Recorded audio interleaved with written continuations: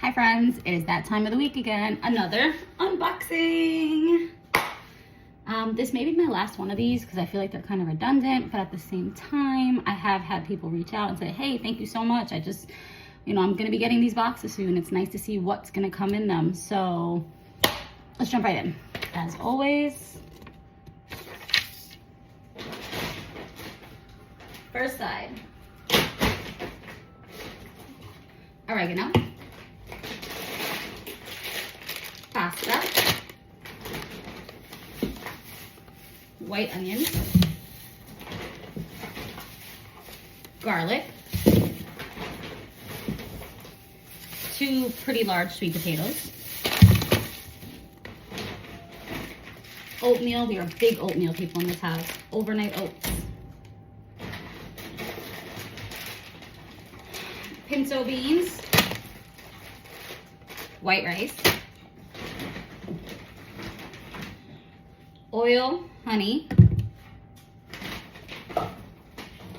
chickpeas, tuna fish, diced tomatoes, and more tuna fish. I'm wondering why it's so dark in here. We have bread, guac,